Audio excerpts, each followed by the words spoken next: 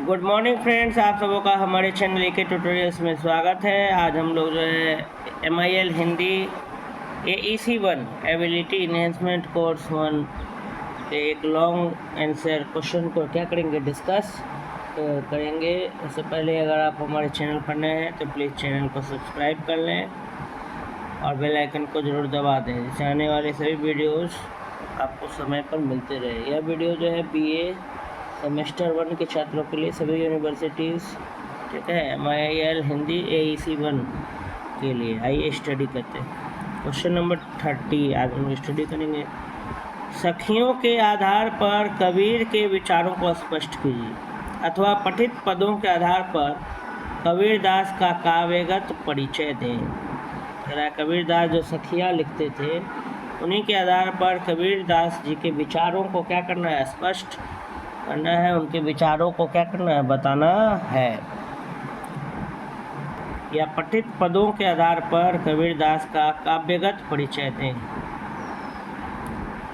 तो कबीर भक्ति काल के अंतर्गत ज्ञान मार्ग को अख्तियार कर उपनिषदों की अद्वैती भावना से प्रभावित होकर, किंतु अपने अनुभव के आधार पर कहीं अद्वैत और कहीं द्वैताद्वैत और कहीं विशिष्टाद्वैत की साधना को स्वीकार करते हुए निर्गुण और निराकार ब्रह्म की उपासना करते हैं।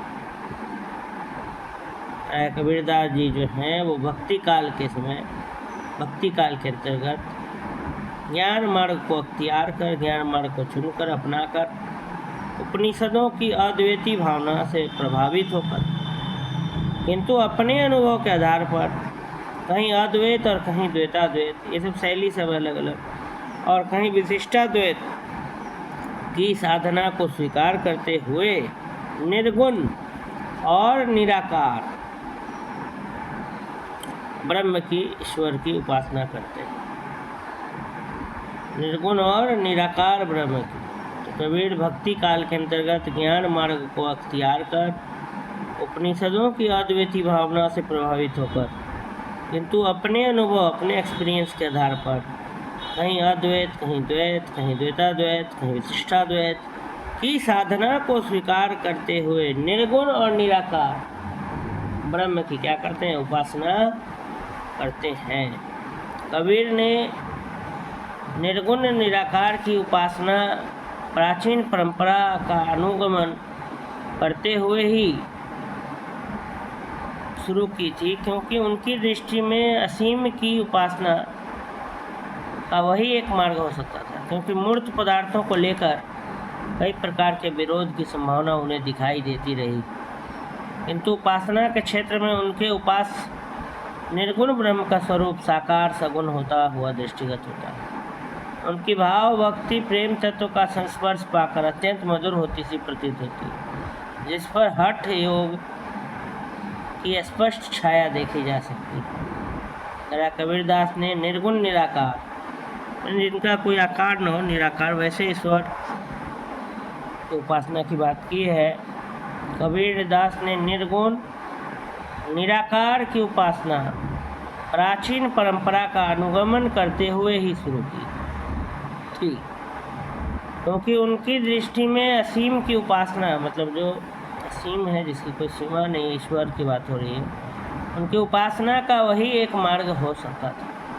क्योंकि मूर्त पदार्थों को लेकर कई प्रकार के विरोध की संभावना उन्हें दिखाई देती रही हो, किंतु उपासना के क्षेत्र में उनके उपास से निर्गुण ब्रह्म का स्वरूप साकार सगुण होता हुआ दृष्टिगत होता है। उनकी भाव भक्ति प्रेम तत्व का संस्पर्श पाकर अत्यंत मधुर होती सी प्रतीत होती है, जिस पर हठ योग की स्पष्ट छाया देखी जा सकती है। संत कवि कबीरदास का कथन है कि दुनिया बड़ी बड़ी बातें करती है, दुनिया वाले प्रवचन उपदेश देते हैं, लेकिन व्यवहारिक आचरण नहीं करते। वे कच्चे ढांचे के समान होते हैं, जो तुरंत ढह जाते हैं, ढह जाने वाले। प्रसंगवश कबीर ने आखिर देखी बात कही है। कबीर की कथनी और करनी में भेद नहीं है। कबीर के अनुसार ईश्वर प्राप्ति के लिए कथनी और करनी एक होनी चाहिए। जो हमारे मुंह से निकले वही आचरण में होना चाहिए। ऐसा होने से ही ब्रह्म निकट है, ईश्वर निकट, वह तुरंत मिल जाएगा। और तृप्त करेगा, संतुष्ट करेगा। कबीर भक्ति का यही सही रास्ता बतलाता है। कबीर ईश्वर प्राप्ति या ईश्वर की कृपा प्राप्ति के लिए सुगम राह बताते हुए कहते हैं कि जो मुख से निकले वही आचरण में होना चाहिए। संत या भक्त वही है जो कहता है कि उसे जीवन में व्यवहारिक रूप देता। जो ऐसा नहीं करते वे कुत्ते के समान है जो मृत्यु के मुंह में यमलोक चले जाते हैं।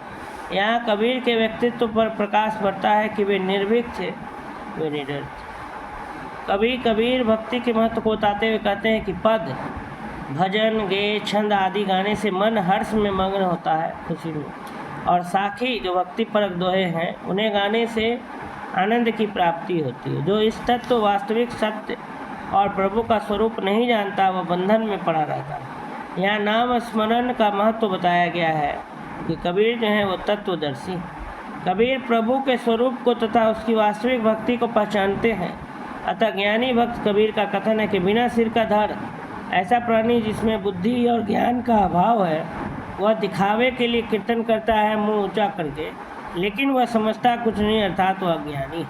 कबीर ज्ञानी भक्त हैं तथा उनका व्यक्तित्व जो है वो निडर है। संत कबीर का कथन है कि मैं समझता हूँ कि पढ़ना अच्छा है, पुस्तक पढ़ना भला है और अध्ययन से अच्छा योगाभ्यास साधना, लेकिन कबीर को राम से प्रेम है। अतः उसका कथन है भले ही लोग निंदा करें, उसने तो राम से प्रीति लगाई।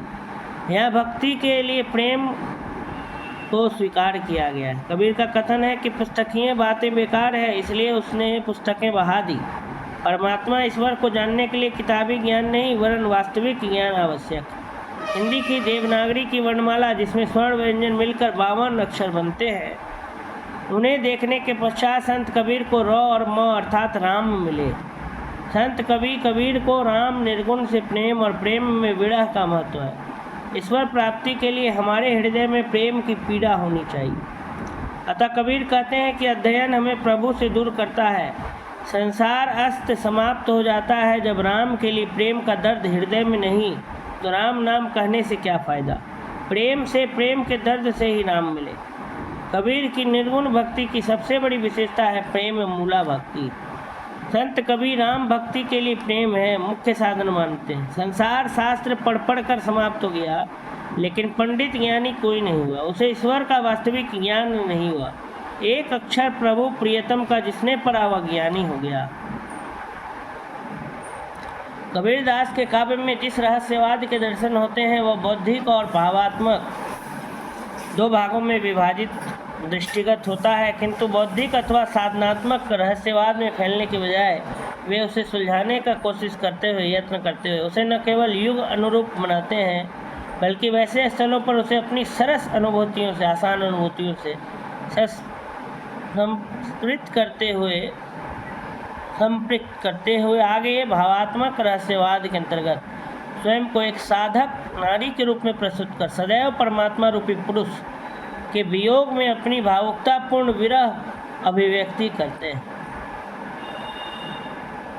कबीरदास के काव्य में जिस रहस्यवाद के दर्शन होते हैं वह बौद्धिक और भावात्मक दो भागों में विभाजित प्रतीत होता है, दृष्टिगत होता है, दिखाई देता है, किंतु बौद्धिक अथवा साधनात्मक रहस्यवाद के फैलने की बजाय वे उसे सुलझाने का यत्न करते हुए उसे न केवल युग के अनुरूप बनाते हैं, बल्कि वैसे स्थलों पर, वैसे जगहों पर उसे अपनी सरस अनुभूतियों से संपृक्त करते हुए आगे भावात्मक रहस्यवाद के अंतर्गत स्वयं को एक साधक नारी, ऐसी नारी जो साधना कर रही है अपने परमात्मा रूपी पुरुष के लिए, उनके वियोग में अपनी भावुकतापूर्ण विरह अभिव्यक्ति करते हैं।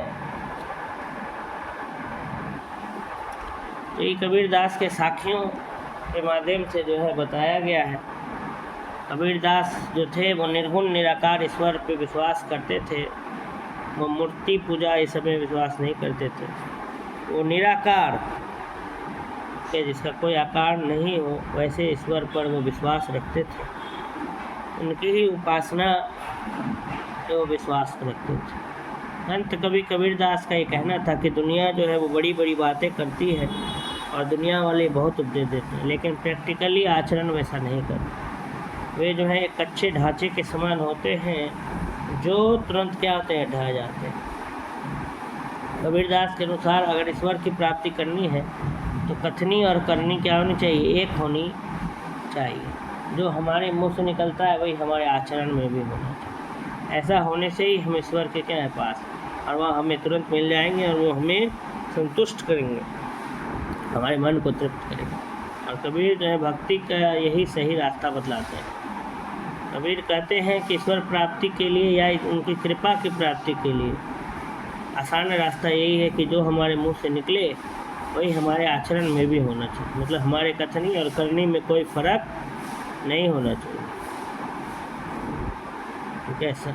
कबीर दास के अनुसार संत या भक्त वही हैं जो जीवन में व्यवहारिक रूप देता है बातों को, जो ऐसा नहीं करते वे कुत्ते के समान हैं और मृत्यु के मुंह में यमलोक में क्या होते हैं? चले जाते हैं। उनकी कथनी और करनी में फर्क होता है। उनको कबीर दास ने कुत्ते के समान बताया है, निडर होकर के अपने साथी में, और कहते हैं वे कि वे यमलोक चले जाते हैं। ठीक है। तो इस तरह की बातें जब उन्होंने की तो इससे पता चलता है कि कबीरदास निर्भीक थे। कभी कबीर भक्ति के महत्व को दिखाते हुए कहते हैं कि पद, भजन या गेय या छंद ये सब गाने से मन जो है हर्ष में मग्न होता है, खुशी से भर जाता है। और साखी जिसको हम भक्ति परक तो ये कहते हैं, वो आदि गाने से आनंद की क्या होती है? प्राप्ति हो। और जो इस सत्य को और प्रभु के स्वरूप को नहीं जानता वो हमेशा बंधन में पड़ा रहता है। यहाँ नाम स्मरण, प्रभु स्मरण का महत्व बताया गया है। प्रभु को याद करने की बात बताया गया। कबीरदास प्रभु के स्वरूप को तथा उसके वास्तविक भक्ति को पहचानते हैं। अतः ज्ञानी कबीर का ये कथन है कि बिना सिर का धड़, बिना सिर का शरीर, बॉडी, ऐसा प्राणी जिसमें बुद्धि और ज्ञान का भाव है, वह दिखावे के लिए कीर्तन करता है मुंह ऊंचा करके, लेकिन वह समझता कुछ नहीं, अर्थात वह अज्ञानी। तो कबीर जो है वो ज्ञानी भक्त हैं, उनका व्यक्तित्व जो है निडर। संत कबीर का कहना है कि वे समझते हैं कि पढ़ना अच्छा है, पुस्तक पढ़ना भला है और अध्ययन करने अच्छा है योगाभ्यास साधना, लेकिन कबीर को राम से प्रेम है। और उनका कथन है कि भले ही लोग निंदा करें लेकिन उन्होंने राम से क्या किया है? प्रेम किया है, प्रीति लगाया। कबीर दास का ये भी मानना है कि पुस्तकीय बातें क्या है? बेकार है, और इसीलिए उन्होंने पुस्तकों को क्या कर दी? बहा दी। हिंदी में जो देवनागरी है उसमें 52 वर्णमाला है, वर्णमाला 52 अक्षर हैं वर्णमाला में, स्वर और व्यंजन मिला करके, ओ आ और क ख ग मिला करके। तो उन्हें देखने के पश्चात संत कबीर को सिर्फ र और म अर्थात राम मिले। संत कबीर जो हैं वो कबीर को राम से प्रेम और प्रेम में विरह का महत्व बताते हैं। ईश्वर प्राप्ति के लिए हमारे हृदय में प्रेम की क्या होनी चाहिए? पीड़ा होनी चाहिए। इस चीज़ को उन्होंने दिखाया है। ईश्वर को अगर प्राप्त करना है तो हमें सबसे पहले उन्हें प्रेम करना होगा, और हमारे प्रेम में पीड़ा जो है दिखाई देनी चाहिए कि हम उससे अगर दूर हैं तो हमें अब तक अगर नहीं मिले ईश्वर, तो उनके लिए हमारे अंदर एक तरफ होनी चाहिए, एक चाहत होनी चाहिए, एक अभिलाषा होनी चाहिए उनको पाने की, कि लगे ऐसा कि हाँ हम सही में उन्हें पाना चाहते हैं, उनके प्रेम में हम सही में क्या है? बेचैन हैं, व्याकुल हैं। तब जा कर के जो है हमें ईश्वर की क्या होती है? प्राप्ति होती है। अगर हमारा प्रेम सच्चा होगा ईश्वर से तो हमें ईश्वर अवश्य मिलेंगे। कबीरदास कहते हैं कि अध्ययन हमें जो है प्रभु से दूर करता है, संसार जो है समाप्त हो जाता है और राम के लिए प्रेम का दर्द वो हृदय में नहीं रह जाता। तो राम नाम कहने से क्या फ़ायदा? प्रेम से, प्रेम के दर्द से ही राम मिले, प्रेम से और प्रेम के दर्द से ही राम मिलेंगे, ऐसा कबीरदास का कहना था। कबीरदास की जो निर्गुण भक्ति थी उनकी सबसे बड़ी विशेषता यह थी प्रेम लीला भक्ति। निर्गुण भक्ति में जो विश्वास रखते थे कबीरदास, तो उसका जो सबसे बड़ा विशेषता था प्रेम मूला भक्ति। मतलब संत कबीर राम भक्ति के लिए प्रेम को ही मुख्य साधन मानते हैं। संसार जो है शास्त्र पढ़ के ख़त्म हो गया, लेकिन पंडित कोई नहीं हुआ और उससे ईश्वर का वास्तविक ज्ञान नहीं हुआ। और एक अक्षर जो भी अपने प्रभु का पढ़ा, प्रियतम का पढ़ा, प्रभु का नाम लिया, वो क्या हो गया? ज्ञानी हो गया। इस प्रकार से यही सब अपनी साखियों के माध्यम से कबीरदास जो है उन्होंने समझाया है। तो ये इस प्रकार से ये वीडियो यहीं पर समाप्त होता है।